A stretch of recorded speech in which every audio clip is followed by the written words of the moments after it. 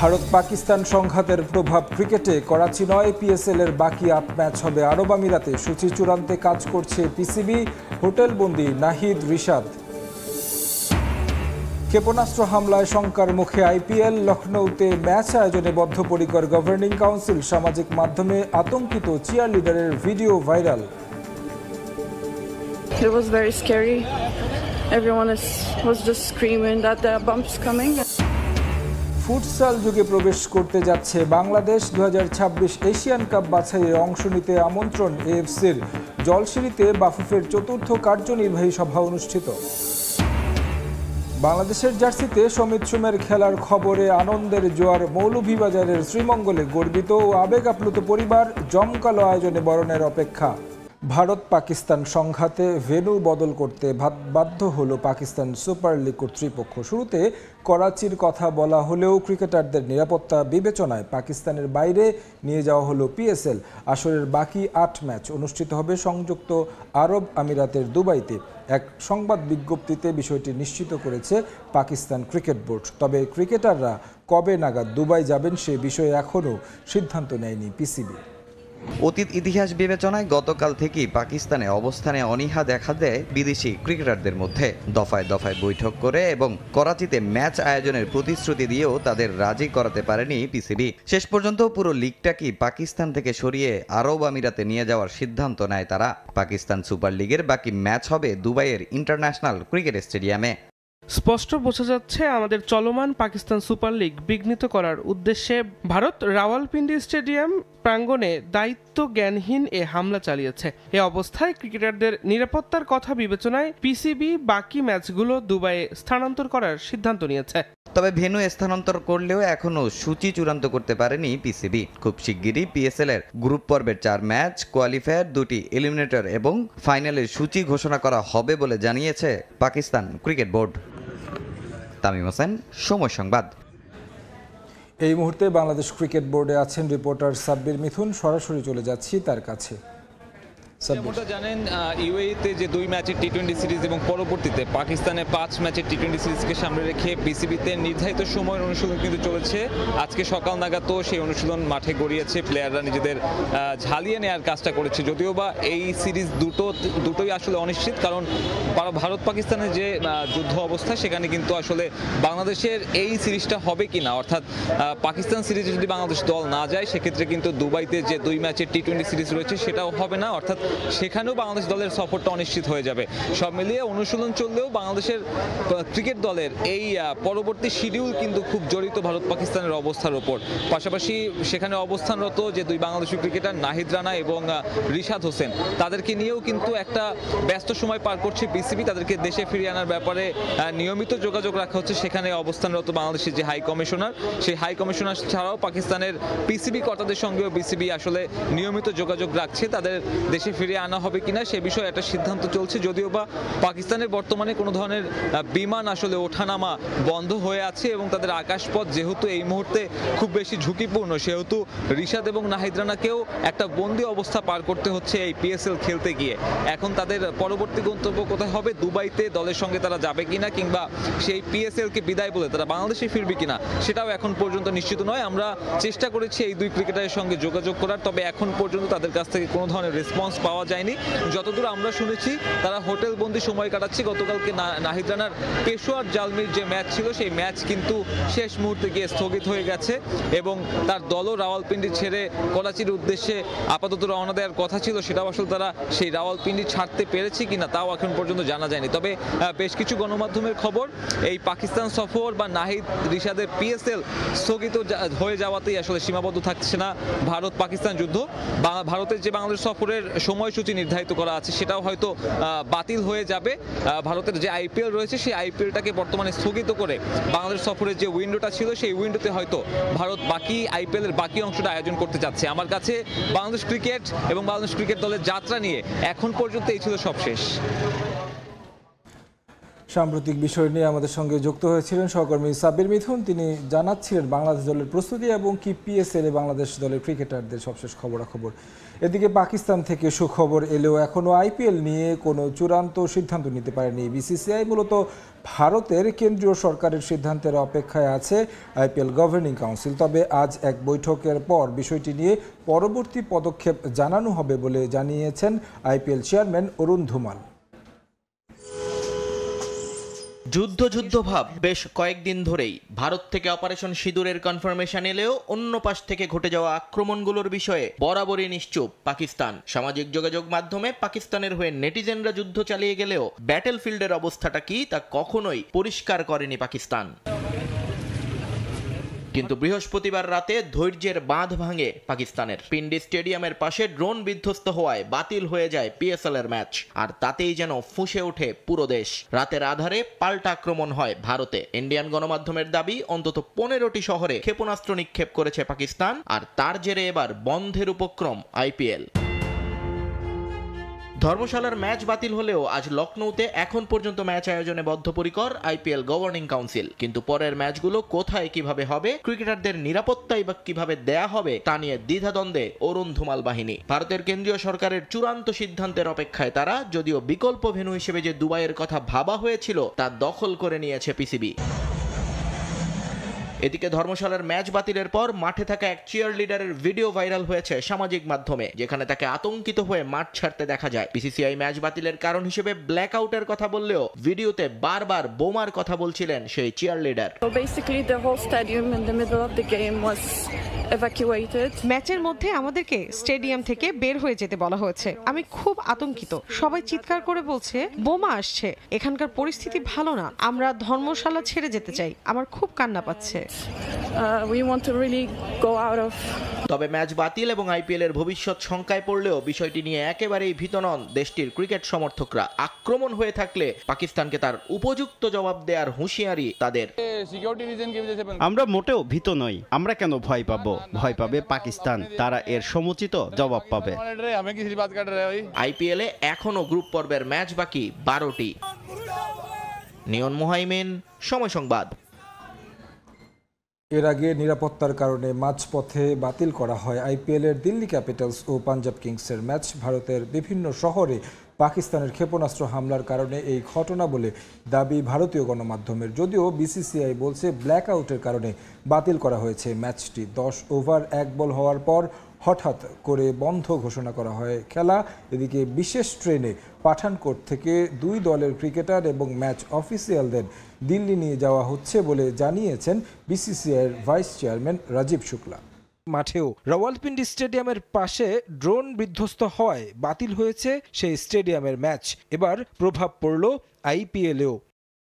এদিন ভারতের ধর্মশালায় আইপিএলের 58তম ম্যাচ চলছিল। তার আগে হয় দারুণ কনসার্টও। দিল্লি ক্যাপিটালসের বিপক্ষে টস জিতে ব্যাট করতে নামে পাঞ্জাব কিংস। দুর্দান্ত শুরু করেন 2 ব্যাটার, গড়েন 122 রানের জুটি। নটরাজনের বলে আউট হয়ে ফেরেন প্রিয়ান্স আরিয়া। এরপরই ফ্লাড লাইটের আলো নিভে আসে। কিছুক্ষণ পর ঘোষণা দেওয়া হয় ম্যাচ বাতিল। 10 ওভার যেতে না যেতেই ভারতের প্রায় 15টি শহরে পাকিস্তানের ক্ষেপণাস্ত্র হামলার খবর আসে, যে কারণে ব্ল্যাক আউটের ঘোষণা দেয় ভারত সরকার। ফলে বন্ধ করা হয় ম্যাচ। যদিও হামলার বিষয়টি অস্বীকার করেছে ইসলামাবাদ। ম্যাচ বাতিলের সঙ্গে ঘোষণা দেওয়া হয় দর্শকদের মাঠ থেকে নিরাপদ স্থানে চলে যেতে। আইপিএল সভাপতি অরুণ ধুমাল উপস্থিত ছিলেন মাঠে। নিজে দর্শকদের বের হয়ে যেতে আহ্বান করেন। আনুষ্ঠানিকভাবে বিসিসিআই এক্স হ্যান্ডেলে বার্তা দিয়ে ম্যাচ বাতিলের বিষয়টি নিশ্চিত করে। তারেক হাসান শিমুল, সময় সংবাদ। ইসলামাবাদ দিল্লি চরম অস্থিরতায় শঙ্কায় টাইগারদের পাকিস্তান সফর। পিসিবি এই সিরিজ যথাসময়ে আয়োজনে আশাবাদী। তবে হাতে সপ্তাহ 2-1-এর বেশি সময় থাকায় এ নিয়ে সিদ্ধান্ত নিতে আরও 3-4 দিন অপেক্ষা করতে চায় বিসিবি। প্রয়োজনে পাঠানো হবে পর্যবেক্ষক দল। বোর্ড পরিচালক আকরাম খান বলছেন, ক্রিকেটারদের নিরাপত্তায় থাকবে সবার আগে। তাই তো যে সিদ্ধান্তই নেওয়া হোক না কেন তা হবে সব পক্ষের সঙ্গে পরামর্শের ভিত্তিতে। আক্রমণ পাল্টা আক্রমণ, প্রতিশোধ নেয়ার হুমকি। দুই পরমাণু শক্তিধর দেশের মধ্যে উত্তেজনা চরম পর্যায়ে। তাতে দক্ষিণ এশিয়ার রাজনীতি অর্থনীতির সমীকরণের সঙ্গে পাল্টে যেতে পারে ক্রিকেট কূটনীতিও। তবে সেক্ষেত্রে প্রথম ধাক্কাটা লাগবে টাইগার ক্রিকেটে।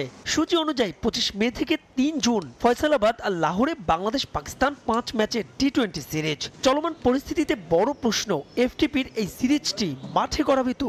নতুন এক্সপিরিয়েন্স আমাদের জন্য, যত আমাদের ক্রিকেট ক্যারিয়ারে বলেন, সিলেক্টর ডাইরেক্টর হিসাবে কিন্তু এই ধরনের কোনো সমস্যা কোনোদিন আমরা পড়ি নাই। তবে কঠিন এই সিদ্ধান্ত নিতে আরো খানিকটা সময় নিতে চায় বিসিবি। প্রয়োজনে পর্যবেক্ষক দল পাঠিয়ে পর্যবেক্ষণ করা হবে পরিস্থিতি।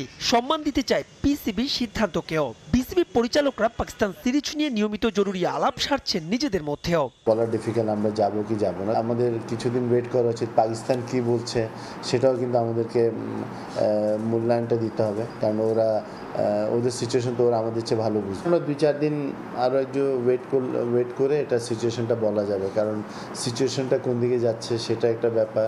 বিসিসিআই আর পিসিবি দুই বোর্ডের সঙ্গে নিয়মিত যোগাযোগ রাখছে বাংলাদেশ ক্রিকেট বোর্ড। শেষ পর্যন্ত পরিস্থিতি উন্নতি হলেও পাকিস্তান সফরে যেতে কাউকেই জোর করবে না বিসিবি। সবার আগে দেয়া হবে ক্রিকেটারদের নিরাপত্তাকে গুরুত্ব। বাংলাদেশ যাওয়ার কথা, পাকিস্তানে, ইন্ডিয়া বাংলাদেশে আসার কথা, আবার এশিয়া কাপ আছে। সো সব কিছু মিলে যদি সিচুয়েশন নর্মাল না হয় তাহলে ডিফিকাল্ট হয়ে যাবে। নিউজিল্যান্ডে যে একটা ঘটনা ছিল, আমরা কিন্তু ওখানে না খেলে প্লেয়ারদেরকে নিয়ে আসছি। তো প্লেয়ারদের সেফটি, প্লেয়ারদের প্রায়োরিটি হলো সবার আগে, সেটা সবাইকে মনে রাখা উচিত এবং এটা আমাদের করা উচিত, এবং ইনশাল্লাহ এটাই আমরা করব। পাকিস্তান আর আমিরাত সফরের জন্য 14 মে সকালে দেশ ছাড়ার কথা টাইগারদের। তবে শেষ পর্যন্ত পাকিস্তান সিরিজ স্থগিত হলে প্রস্তুতির জন্য খেলা ইউএস সিরিজ আদৌ হবে কিনা উঠেছে সেই প্রশ্ন। সব মিলিয়ে অস্থির সময়ে কঠিন দিনই অপেক্ষা করছে ক্রিকেটের জন্য। মাহবুব রিমন, সময় সংবাদ, ঢাকা।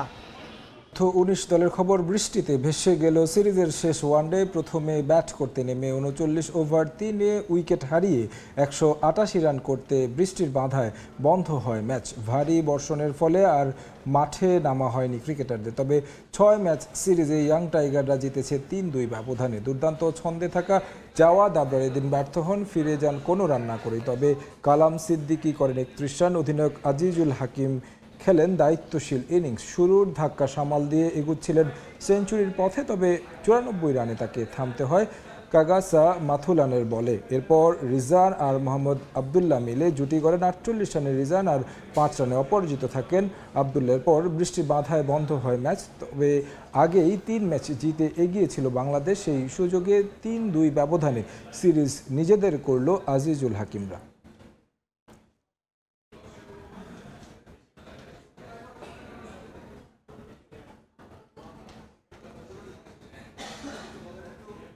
এই মুহূর্তে জলসিঁড়িতে আছেন রিপোর্টার ফাহিম ইসলাম। বাফুফের কার্যনির্বাহী সভার বিষয়ে বিস্তারিত জানতে সরাসরি যোগ দিচ্ছি তার সঙ্গে। ছেলেদের ফুটবলের ফুটসালে কিন্তু প্রবেশ করেছে বাংলাদেশ। আসন্ন 2026 ফুটসাল এশিয়ান কাপ বাছাই পর্ব খেলতে বাংলাদেশকে আমন্ত্রণ জানিয়েছে এএফসি। সে কি বাছাইপত্র খেলার জন্য বাফুফের যে কার্যনির্বাহী কমিটি, সেই কার্যনির্বাহী কমিটি আজকে একটি ইমার্জেন্সি বৈঠক ডাকে। সেই বৈঠকে আসলে যে ফুটসাল কমিটি আছে, সেই ফুটসাল কমিটি এবং বাফুফের কার্যনির্বাহী কমিটির সাথে একটি বৈঠক হয়েছে। সেই বৈঠকে আসলে ফুটসালতে যে বাফুফে প্রবেশ করবে তার যেই নীতিমালা বা নির্ধারণ বা ফুটবল দল তৈরি করা, সেগুলো নিয়ে আলোচনা হয়েছে। এছাড়া আরও বিভিন্ন কিছু বিষয় নিয়ে আলোচনা হয়েছে। তবে মূল যে এজেন্ডা, সেই এজেন্ডা ছিল কিন্তু ফুটসালের ফুটবল নিয়ে।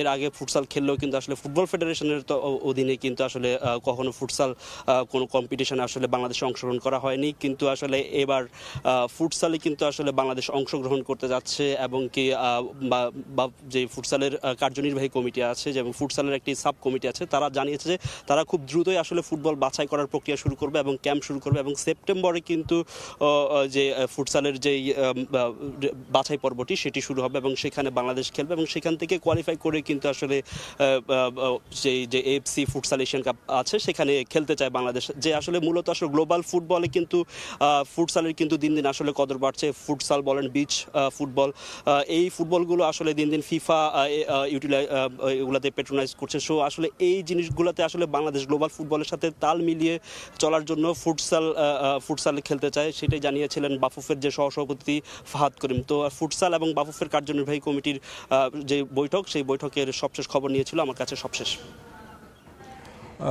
সমিত সুমের বাংলাদেশের জার্সিতে খেলার খবরে আনন্দের জোয়ার বইছে সিলেটের মৌলভীবাজার জেলার শ্রীমঙ্গলে। দীর্ঘদিনের চাওয়া পূরণ হওয়ায় গর্বিত ও আবেগ আপ্লুত পরিবার। জমকালো আয়োজনে তাকে বরণের অপেক্ষায় সিলেট। পুরো এলাকা সাজানো হবে সমিতের খেলাধুলার নানা ছবিতে, থাকবে নানা আয়োজন। লাল সবুজের জার্সিতে সমিত বিশ্ব মাতাবে, এমনটাই চাওয়া তাদের। মৌলভীবাজার থেকে শাহ ওয়ালিদুর রহমানের ছবিতে ডেস্ক রিপোর্ট।